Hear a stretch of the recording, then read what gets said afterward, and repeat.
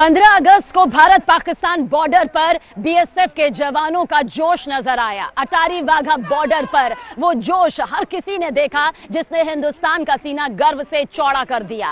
लेकिन आपको अटारी वाघा बॉर्डर से करीब 4000 किलोमीटर दूर रूस की राजधानी मॉस्को ले चलते हैं, जहां व्लादिमीर पुतिन की टेंशन काफी हद तक बढ़ चुकी है। और इसके पीछे की वजह है जेलेंस्की के पास आने वाले नए हथियारों की खेप। दरअसल इस खेप की लिस्ट भी जेलेंस्की के जरिए जारी कर दी गई है और ये खेप उसे अमेरिका और नेटो के जरिए मिलने वाली है। और बहुत सी हथियार जो हैं वो जेलेंस्की के पास इस वक्त मौजूद भी है, जिसका खुद जेलेंस्की ने शिकार करता वीडियो भी वायरल कर दिया है।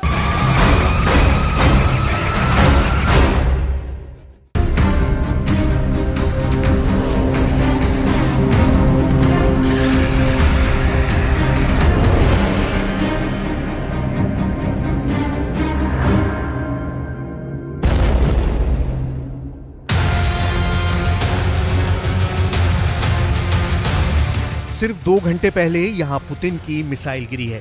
ये पश्चिमी यूक्रेन के शहर लवीव का एक रिहायशी इलाका है। यहाँ छोटे बच्चों का स्कूल था जो पूरी तरह तबाह हो चुका है। इस इमारत और आसपास 100 से ज्यादा फ्लैट हैं जो अब रहने लायक नहीं बचे। हर तरफ मलबा ही मलबा है। यहाँ हुए हमले के बाद हालात ऐसे हैं कि लवीव के मेयर हाथ जोड़ने पर मजबूर हो गए हैं। कुछ ऐसा ही वीडियो पुतिन जेलेंस्की से भी चाहते हैं। इसीलिए पुतिन की मिसाइल अब टारगेट को लेकर कोई भेदभाव नहीं कर रही। उसे जहां ऑर्डर मिल रहा है वहां हमला किया जा रहा है। 2 години тому назад тут на цьому місці стояв дитячий павільйон нашого садочку. Ракета прямо точно влупила в цей павільйон. Зараз є вирва глибиною 9 метрів, 20 метрів в діаметрі, та навіть є залишок цієї ракети. लवीव के मेयर हाथ जोड़ जोड़ कर बता रहे हैं कि यहाँ 9 मीटर गहरा क्रेटर बन चुका है, 20 मीटर चौड़ा गड्ढा हो चुका है। ऐसी और बमबारी ये शहर बर्दाश्त नहीं कर पाएगा। लेकिन लवीव के मेयर की सुनेगा कौन?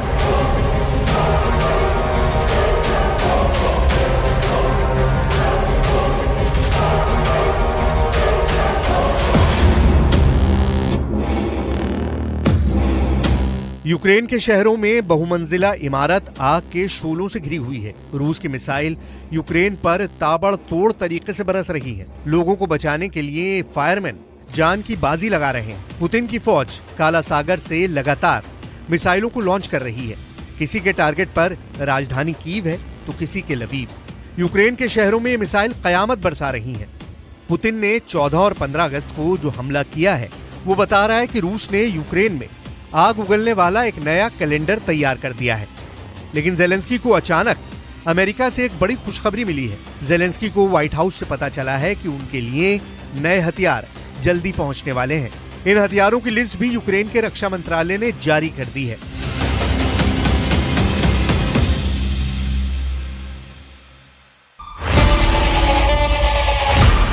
नए पैकेज में पेट्रियट और नेसम्स एयर डिफेंस सिस्टम की मिसाइल है। इसमें stinger man portable air defence system है, जिससे कंधे पर रखकर विमान पर निशाना लगाया जाता है। इसमें हाईमास मल्टी रॉकेट सिस्टम के लिए नए रॉकेट हैं जो 90 किलोमीटर की रेंज तक मार करते हैं।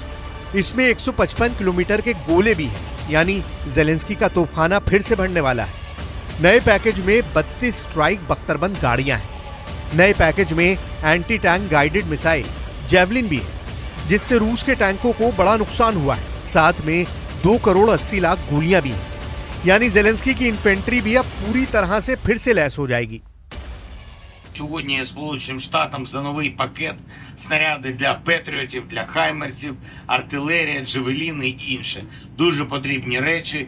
Буде скоро ще більше нашої роботи з партнерами заради оборони.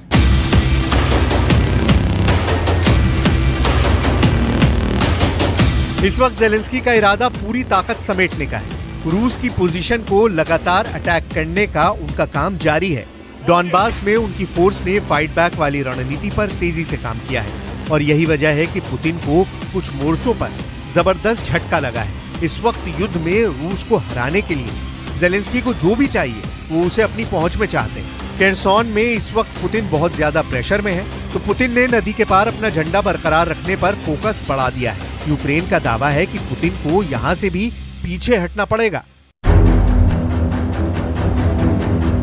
पीछे यूक्रेन भी नहीं है। यूक्रेन रूस की आर्टिलरी पोजीशन को लगातार निशाना बना रहा है। इसमें बहुत ही सटीक माने जाने वाली तोप का इस्तेमाल हो रहा है जो उसे अमेरिका से मिली है। इस वक्त कमोव 52 हेलीकॉप्टर से रूस की सेना यूक्रेन की कई पोजीशन पर बमबारी कर रही है। यह हेलीकॉप्टर रूस की अटैक फॉर्मेशन में सबसे आगे है और इनकी बमबारी से यूक्रेन को कई इलाकों में भारी नुकसान हुआ है। लेकिन यूक्रेन का दावा है कि अब उसने रूस के ऐसे ही एक हेलीकॉप्टर को अपने एयर डिफेंस सिस्टम से शिकार बनाया है। पुतिन इस वक्त डॉनबास से आगे बढ़कर खार्किव और खेरसान में लगातार हवाई हमले कर रहे हैं और इसमें वो 2 बहुत ही खतरनाक हेलीकॉप्टर्स का इस्तेमाल कर रहे हैं।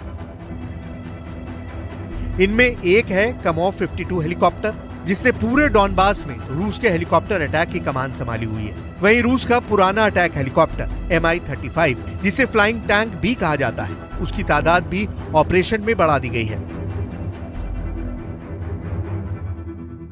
Добиться результатов.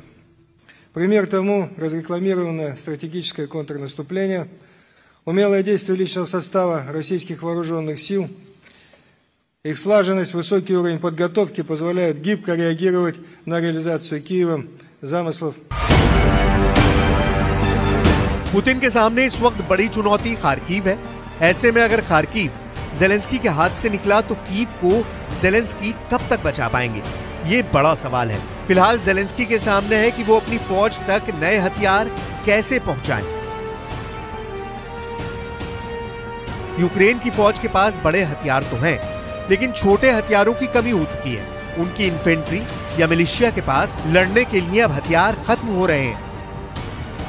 अब तक ज़ेलेंस्की हथियारों की कमी को देखते हुए कई उपाय करते आए हैं। उसे बहुत गौर से समझिएगा। ये नए दौर का गुरिल्ला युद्ध है जिसमें टेक्नोलॉजी का ज्यादा से ज्यादा इस्तेमाल किया जा रहा है।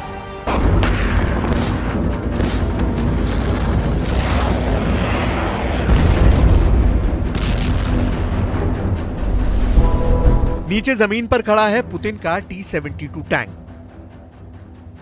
और ऊपर से वीडियो बना रहा है ज़ेलेंस्की का ड्रोन। ज़ेलेंस्की का ड्रोन इस टैंक के ऊपर एक शटलकॉक ग्रेनेड गिराता है और फिर देखिए क्या होता है।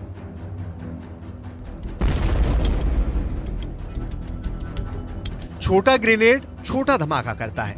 टैंक के अंदर आग लगनी शुरू हो जाती है। टैंक में इतनी जबरदस्त आग लगती है कि टैंक के सभी दरवाजे और उसकी बैरल यानी तोप से भी आग निकलने लगती है। पुतिन का टैंक कमांडर और अंदर बैठे सैनिक भी मोम की तरह पिघल जाते हैं। यह हमला ज़ेलेंस्की के काउंटर अटैक का हिस्सा था जो बखमूत से 7 किलोमीटर दूर किया गया। टैंक में लगी ऐसी आग बताती है कि कैसे युद्ध की सबसे खतरनाक मशीन जलती हुई भट्टी बन जाती है। ज़ेलेंस्की ऐसे ही वीडियो बनाकर पुतिन को पीछे धकेलना चाहते हैं। लेकिन क्या ये इतना आसान है? क्या अगस्त तक वो बखमूत क्या यूक्रेन के बाकी हिस्सों को भी ज़ेलेंस्की इसी तरह आजाद करा पाएंगे? क्या एक शटलकॉक ग्रेनेड ज़ेलेंस्की को युद्ध जिता सकता है? या ज़ेलेंस्की को चाहिए बड़े बड़े हथियार जैसे टैंक, तोप और फाइटर जेट? इसमें ज़ेलेंस्की को टैंक भी मिले हैं, तोप भी मिली है, लेकिन फाइटर जेट वाली डिमांड अब भी अटकी पड़ी है।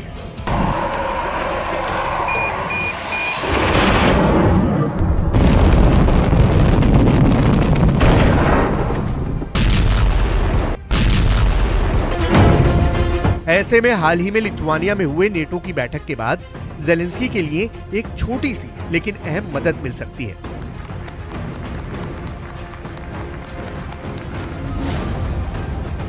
सिर्फ जर्मनी ने 6,500 करोड़ के हथियार देने का वादा किया है। इसमें अमेरिका में बने 2 पेट्रियट एयर डिफेंस सिस्टम हैं, जो जर्मनी अपनी सेना से लेकर यूक्रेन भेजेगा।